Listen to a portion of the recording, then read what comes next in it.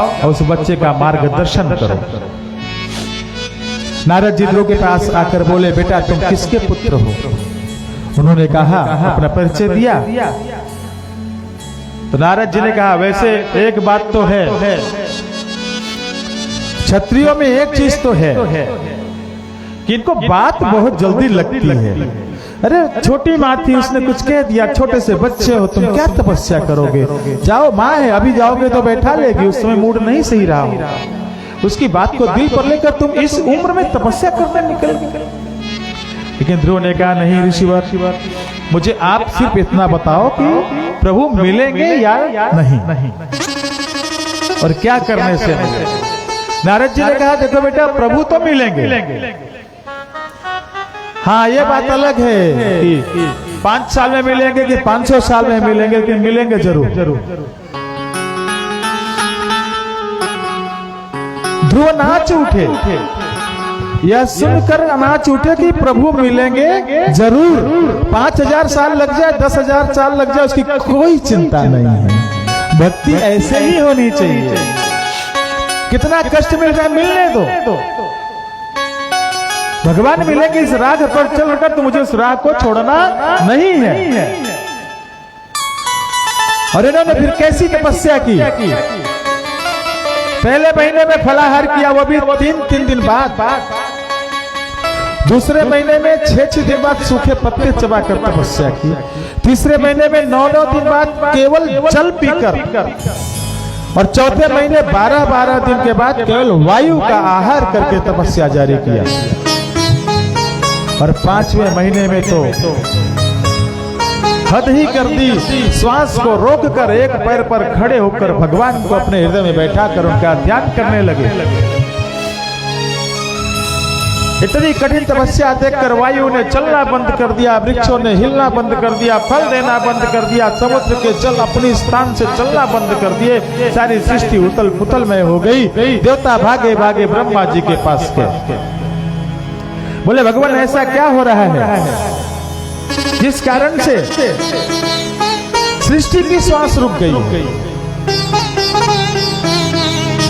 ब्रह्मा जी ने कहा, चलो भगवान से पूछते हैं। सब भगवान के पास आए तो भगवान ने कहा, देवताओं, मृत्यु लोक में मेरा प्यारा ध्रुव मेरी तपस्या कर रहा है, और मुझे पाने के लिए उसने अपनी कल्पना से मेरी एक छवि अपने हृदय में बना ली है, और उसी में मगन हो गया है, और एक पैर पे खड़ा होकर श्वास रोककर मेरी तपस्या कर रहा है। और कौन सा मंत्र जप रहा है? जो मंत्र मैंने पहले दिन बताया था, कल भी बताया था, ओम नमो भगवते वासुदेवाय। और हमारे भक्तों की भक्ति का अनोखा रंग है देवताओं, वो जब जो चाहते हैं वो कर लेते हैं। अरे मेरे भक्त तो ऐसे ऐसे हैं कि वो कुत्ते के अंदर भी मुझे देखते हैं, और अगर जो मुझे कोई कुत्ते के अंदर देखता है तो भी मैं उसे कुत्ते में से ही मिल जाता हूं। और ये प्रहलाद ध्रुव तो मेरा अनन्य भक्त है।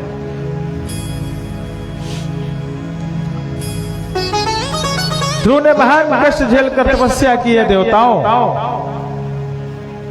मुझे अब उसकी तपस्या का फल उसको देना है। Difficulties make the man to find a way. कठिनाई से ही मार्ग मिलते हैं।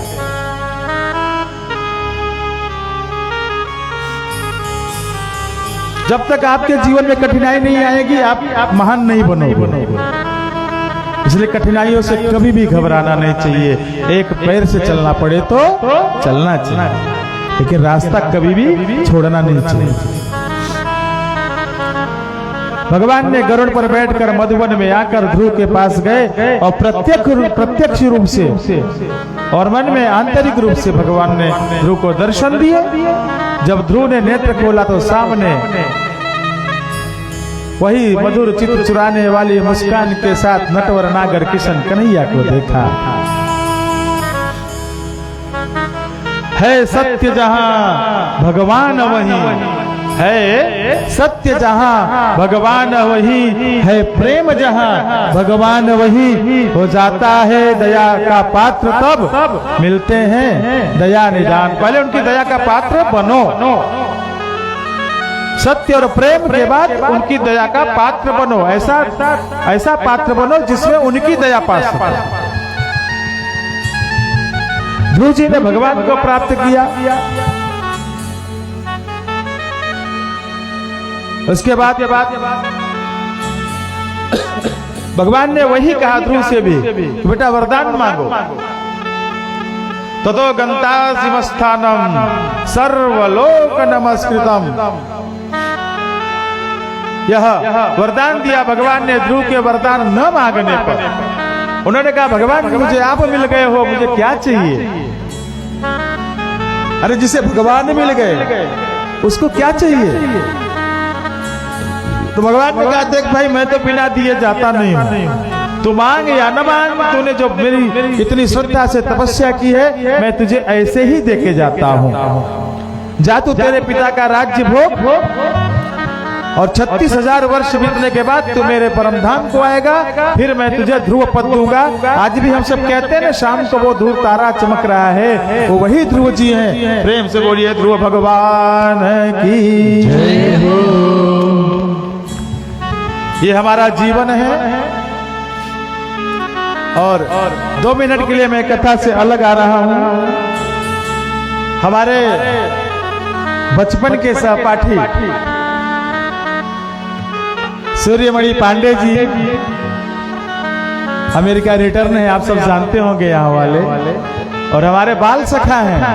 हम एक दूसरे को सन 1989 से जानते हैं। वह पीछे बैठे हैं भैया के बगल में, ये हाथ जोड़े हुए हैं। बहुत दिव्य